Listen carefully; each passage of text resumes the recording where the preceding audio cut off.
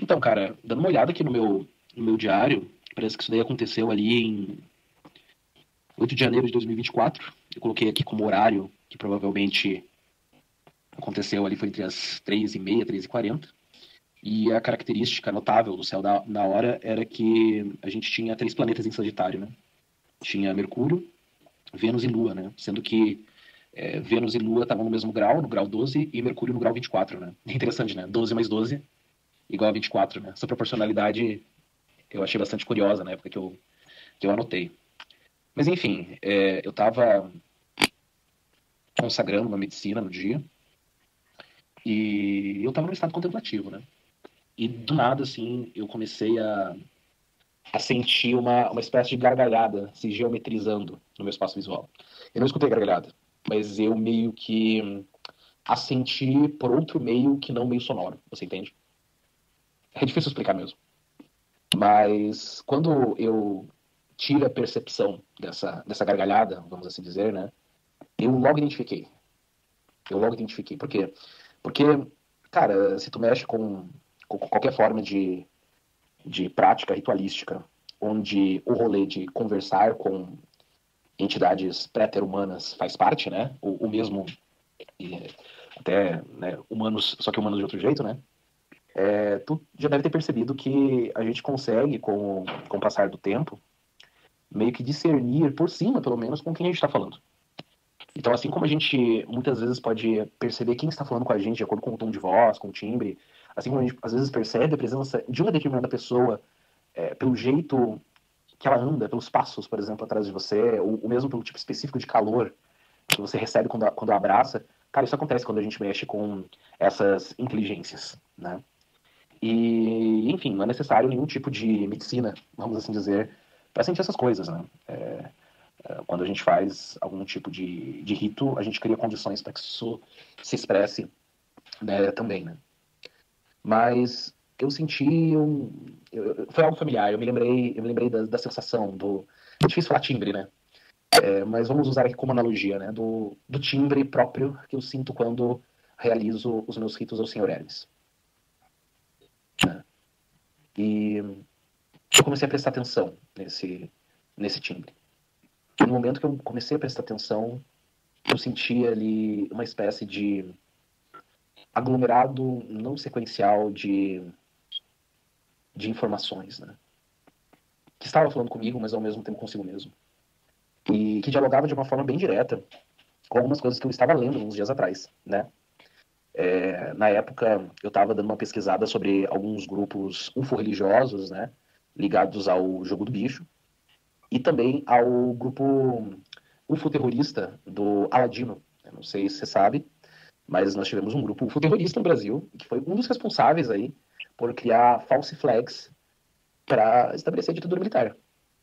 Quando você vê ali os bolsonaristas pedindo intervenção alienígena ou extraterrestre, é porque os alienígenas e os extraterrestres, ou pelo menos uma facção deles, né, auxiliou o primeiro golpe.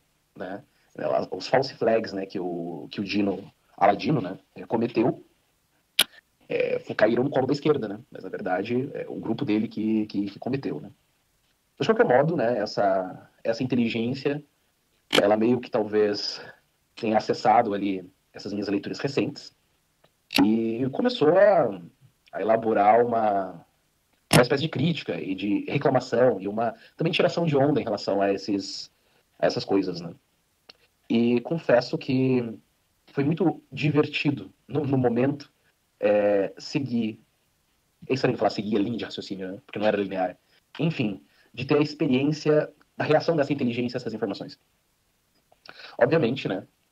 Eu e você somos pessoas críticas, então a gente compreende que toda a relação com essas inteligências, com esse fora, é mediado pelas nossas categorias transcendentais, né?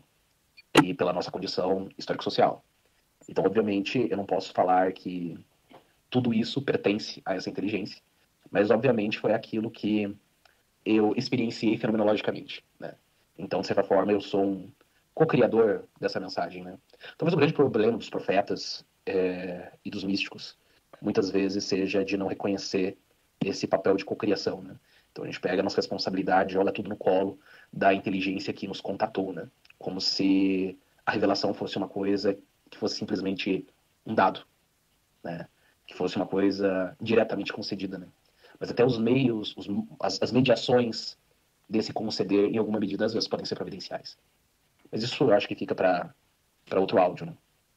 De qualquer modo, né, qual que era a reclamação? Qual que era a reclamação dessa inteligência mercurial ou hermesíaca? E até estranho começar por algum lugar aqui, né? Mas eu tenho que começar por algum lugar para essa conversa fazer algum sentido, né? Então eu vou começar pelo lamento. Ela reclamava, né, que tinha muita gente hoje que se comportavam como seres. Como seres que nutriam a crença de que ao se mover rapidamente para o lado, eventualmente se chegaria adiante, né, ou até mesmo para cima. Para essa inteligência, a procura por um tipo de orientação espiritual em seres de outros planetas era completamente destituída de sentido. Não porque apenas a Terra seja um domínio de riqueza inesgotável, né? Espiritualmente falando. Se a gente pensa, por exemplo, a Terra é superpovoada, uma fauna visível e, para quem acredita, né, invisível, extremamente diversificada, né? Basta a gente se lembrar aqui que os Chapiri do Copenhague, segundo ele mesmo, né, são uma classe de muitas classes, né? Mas também é interessante que essa riqueza horizontal presente aqui, em todos os aspectos parte de uma escadaria, para quem tem uma metafísica desse tipo, né, como é o meu caso, uma escadaria que nos possibilitaria conectar também com os elementos mais fundacionais dessa própria riqueza, né? A gente poderia, em alguma medida, se conectar com os arquitetos de todo o universo visível e invisível a partir de onde nós estamos.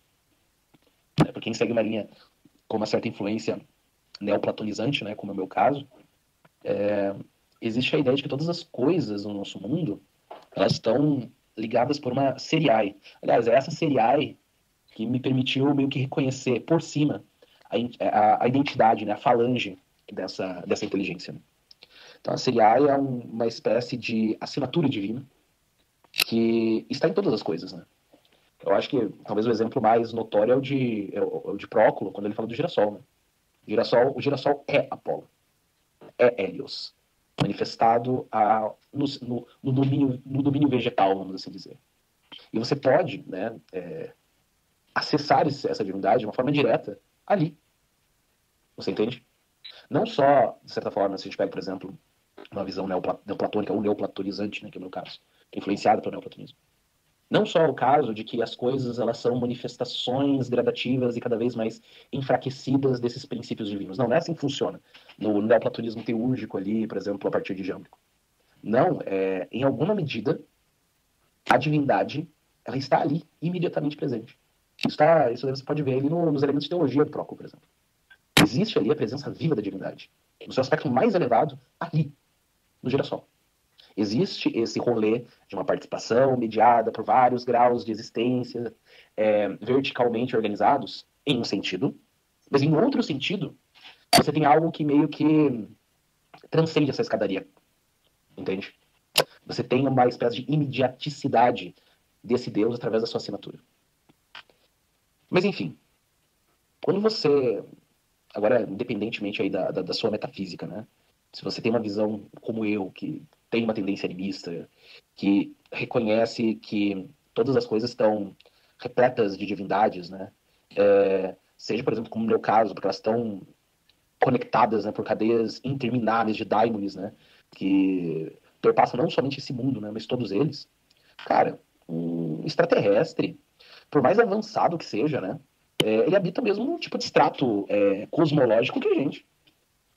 Nada o torna mais interessante que um elemental que vai residir num tronco no fundo do teu jardim. Né? Esses elfos de colã espacial, né? Eu sei que existem essas teorias que eles tentam, né, falar de seres não sei o que dimensionais, né? E nessa confusão, né, entre dimensão física e dimensão geométrica. Mas você vê que, na real, no final das contas, né, é o mesmo extrato. Talvez de uma realidade física mais complexa, mas que os antigos também considerariam como parte da physis. Você tá ligado? Os mais, entre aspas, ascensionados desse domínio poderiam ser colocados dentro da categoria de uma matéria sutil, né, que os neoplatônicos, por exemplo, previam, né, que Proclo previa e tal. Até, de certa forma, a matéria inteligível, essa forma de matéria sutil, ela é nada mais, nada menos do que a substância da própria imaginação.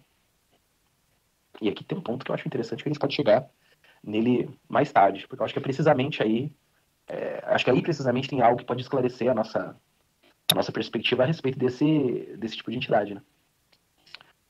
Mas aqui, para tu que tá me escutando, isso aqui é uma livre bravata, né? O que eu tô falando aqui parte do meu ponto de vista realmente sobre essas coisas e dessa percepção que eu tive, né? Isso não é uma tese no sentido acadêmico ou alguma coisa do tipo. Isso aqui é uma conversa que eu tô tendo contigo pelo WhatsApp, falando do que eu acho, né? É doxa, não é episteme. Mas eu acho que tá certo, né? De qualquer forma, eu me lembro também que essa entidade hermesíaca, né? Ela começou a se comportar de uma forma que poderia interpretar como rir alto. Eu tô falando aqui, obviamente, por analogia, porque não era som, era outra coisa. E eu nunca vou me lembrar dessa frase, né? Ele falou assim, é estranho falar que ele falou assim, mas eu senti como se ele estivesse falando. Vocês realmente adoram bajular um estrangeiro, né?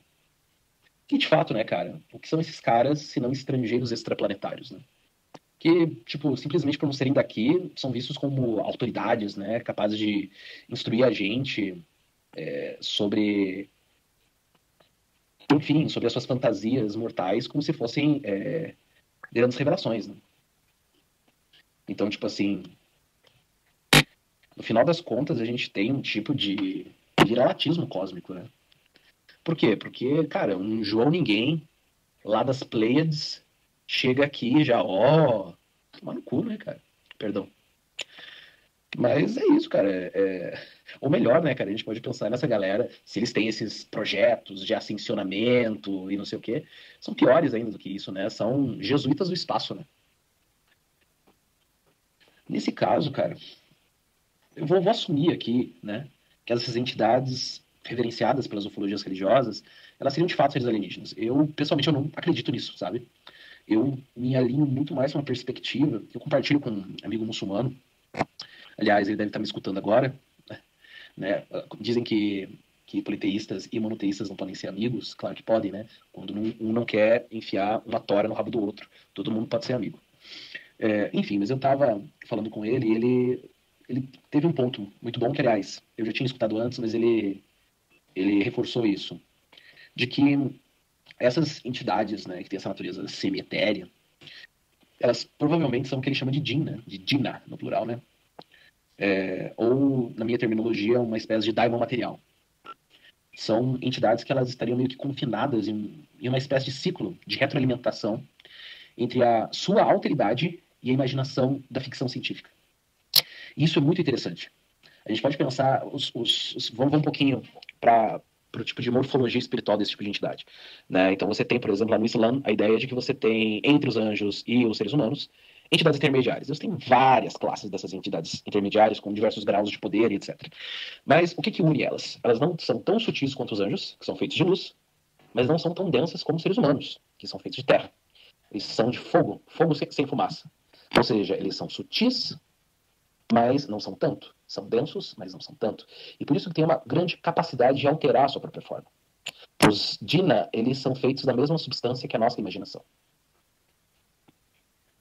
E aqui, vale a gente lembrar, né, o grande Henri Corbin, um abraço pro Galdino, que também curte muito estudar um Sorabardi, um árabe da vida. Mas enfim. E o profeta, aliás, o profeta é aquele que tem olhos de fogo, né? Ele é aquele que é capaz de pegar aquilo que é de mais sutil e dar uma forma inteligível para isso. Por isso os olhos de fogo. São os olhos do entremeio.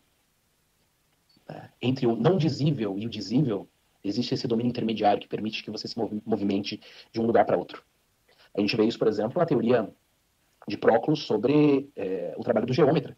O geômetra é aquele que pega estruturas que são estruturas ideais, sutis, que não poderiam ser descritas de uma forma perfeita, mas dá uma determinada forma para essas coisas. Dá a elas um caráter sensível. E me parece que realmente essas entidades têm essa natureza intermediária, né? Esse meu amigo muçulmano até citou um ufólogo, acho que é Jacques Vallée, uma coisa assim.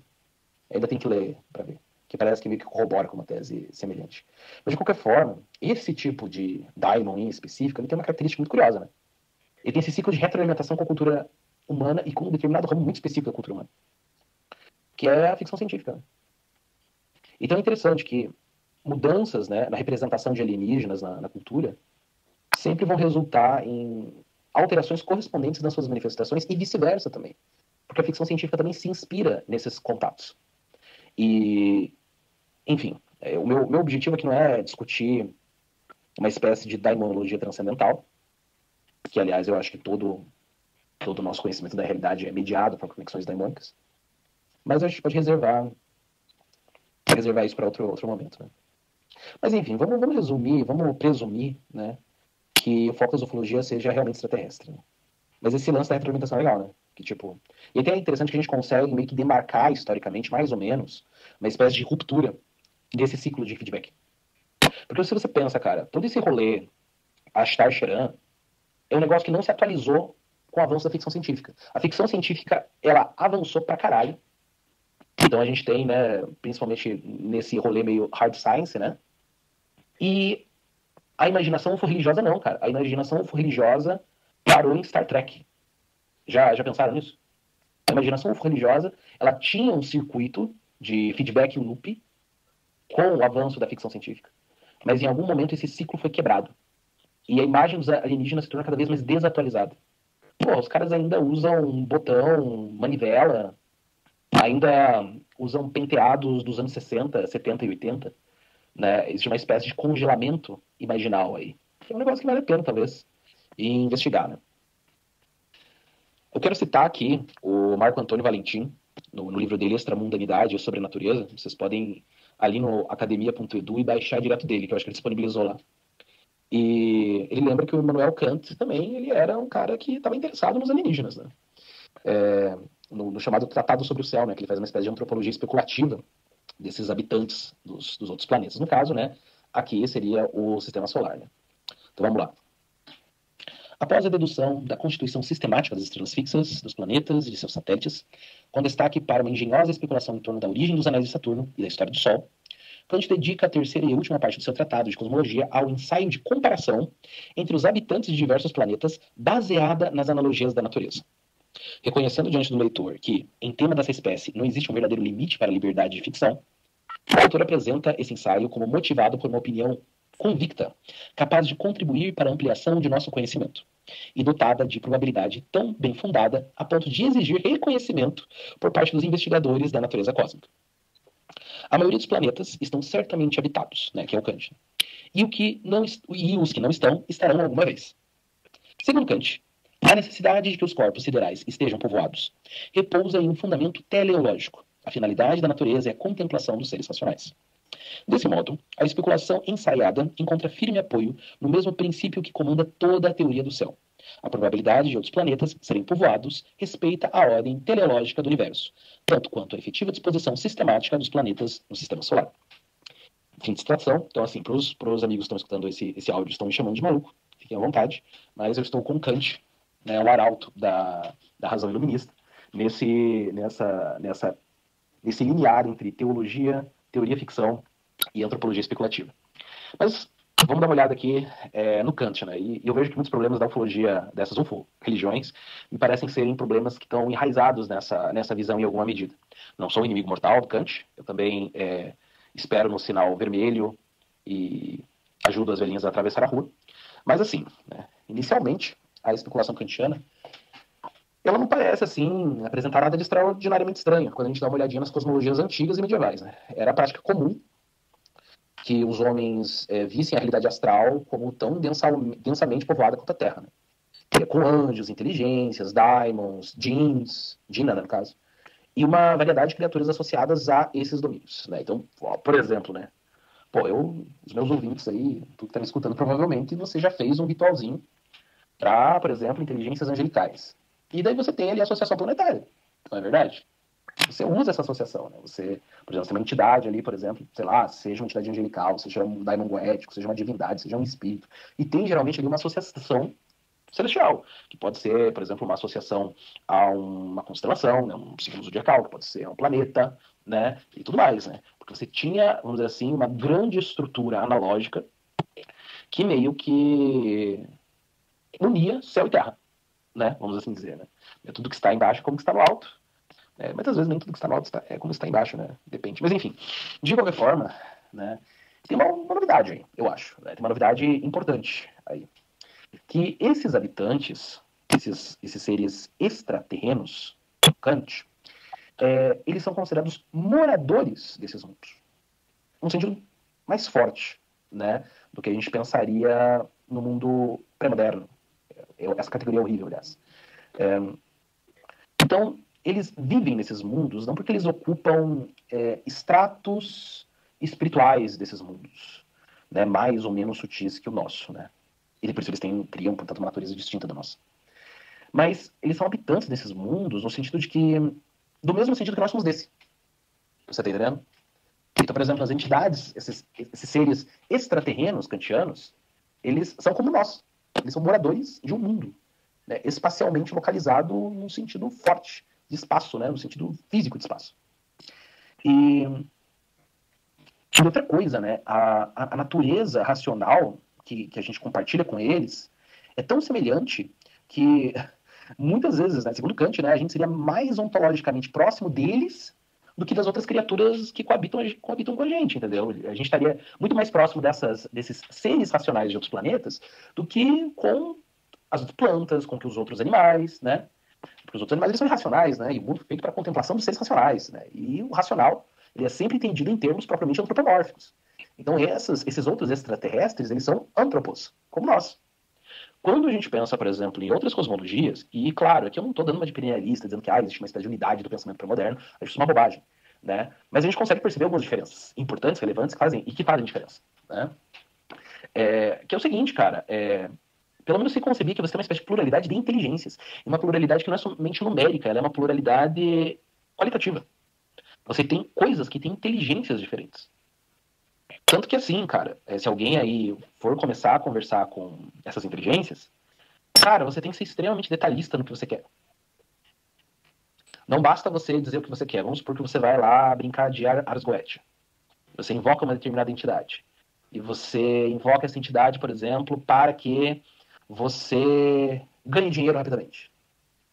Daí na outra semana, você é despedido do seu trabalho e ganha um acerto da firma.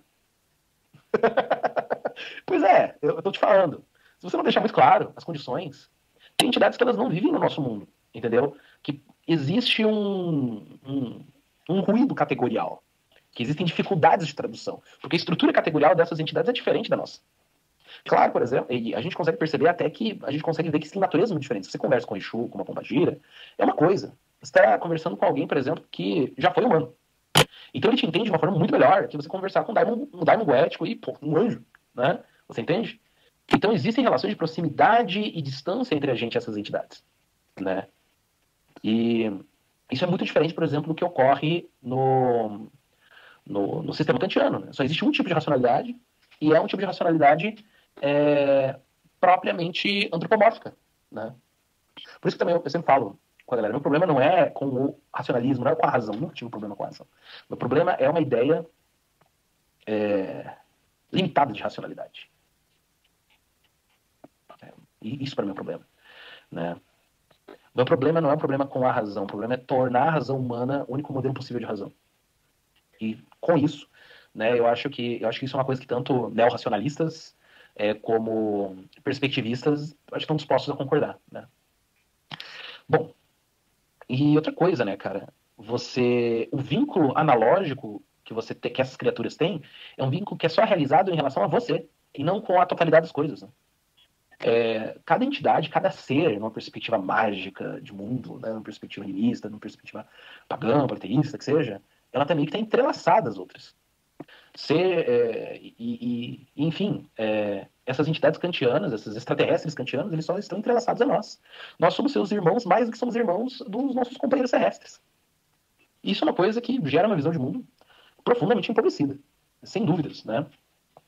E assim, a gente não precisa ser um tradicionalista mané, guianoniano, né, estúpido, que utiliza a analogia com o método probatório e acredita que só existe um esquema analógico possível, né, uma espécie de meta-esquema, né, que é a unidade transcendente das tradições ou alguma porcaria desse tipo, para reconhecer que o trabalho criativo de estabelecer analogias que unem os seres, e essas analogias podem ser estabelecidas das mais diversas formas possíveis, né, esse trabalho criativo é um trabalho que entrelaça e dá coerência de sentido para a realidade.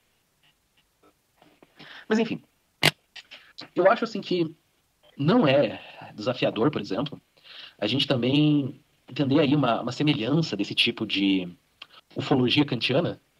Não tem UFO, né? Então não sei se dá para chamar de ufologia, né? De exobiologia, né? Ou exoantropologia kantiana, com a pseudo-historiografia de caras tipo o Eric von Däniken, sabe? Porque assim, você pensa, o que o Eric von Däniken e essa galera faz? Eles fazem uma espécie de astroevemerismo, né? Eles convertem não apenas os deuses em estrangeiros, né? Os deuses se tornam astronautas, o que, porra, você desconecta Poseidon do oceano, você desconecta Zeus do céu, porra, você desconecta Exu das encruzilhadas.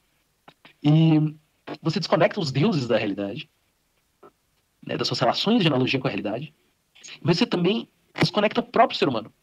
Porque você vai construir nessas teorias de deuses astronautas um tipo de antropogênese que vai transferir a origem da espécie humana, do seu vínculo com os seres da mesma Terra, é, em outra coisa. Você tira esse vínculo, né? Você transforma, tipo, a Gaia majestosa, eu sei que vocês aí desse canal gostam dela, né? Em um mero laboratório experimental. Gaia se torna um laboratório experimental. Ele não se torna o domínio horizontal do qual todas as coisas brotam e por isso são irmãs. Então, assim, cara, os antigos tinham um certo antropocentrismo? Tinham. Mas, cara, mesmo o antropocentrismo dos antigos, cara, ele é muito modesto em relação a isso aí. Entendeu? Eu sou um crítico dos antigos também. Mas, cara, pense bem, cara. Se você pensa, os antigos nunca alienaram a gente do nosso corpo de lama, em alguma medida. Mesmo considerando ele um empecilho, mesmo considerando ele um problema, né? Eles sempre reconheceram que a gente veio da lama, da terra, do pó dos titãs, da massa de milho, você tá entendendo? A gente, a gente, a gente faz parte desse rolê, né? E, cara, isso daqui me lembrou outra coisa, né? Isso me lembrou outra coisa. Porque, tipo assim, a transcendência, né? Tipo assim, que muitas religiões até promovem uma espécie de superação do domínio corporal, ou do domínio das ilusões, né? Etc. Mesmo isso nunca nos aliena da nossa posição terrestre, né, cara? É sempre poder ver as coisas desde cima.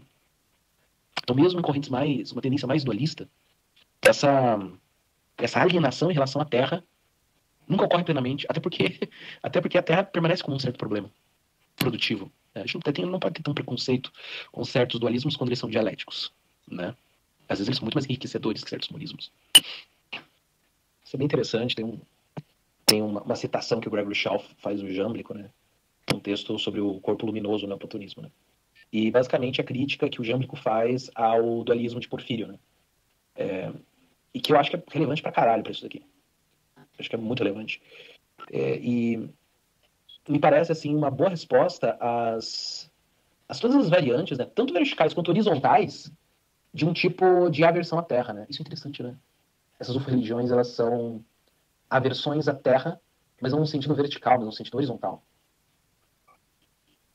É muito interessante como se conecta algumas coisas que a gente está vendo rolar por aí, né? Mas, de qualquer forma, é um trecho bem interessante, até pode ser utilizado até contra o Jâmblico algumas vezes, né? Então, Jâmblico se referindo ao dualismo porfiriano. Essa doutrina acarreta a destruição de todo o rito sagrado e de toda a comunhão teúrgica entre deuses e homens, pois relega para fora da terra a presença dos seres superiores. Isso implica que o divino está distante da terra e incapaz de se mesclar com os homens, tornando esta região inferior um deserto desprovido de deuses. Então, assim, eu acho que para finalizar aqui, nada contra alienígena e os seus veleiros espaciais. Xenofobia realmente é algo inaceitável, tá? Mas a gente não precisa de nenhum tipo de colonização espiritual, desse tom professoral, desses mestres ascensionados, de toda essa performance de superioridade gringa. Porque, como diziam, né, os órficos, né, nós somos filhos da terra escura e do céu estrelado. E Para quem curte o perspectivismo, né? Eu acho e acredito que as nossas onças têm dentes muito mais afiados do que esses veleiros desses espaços gringos. Então, eu acho que é por aí. Então, grande abraço aí.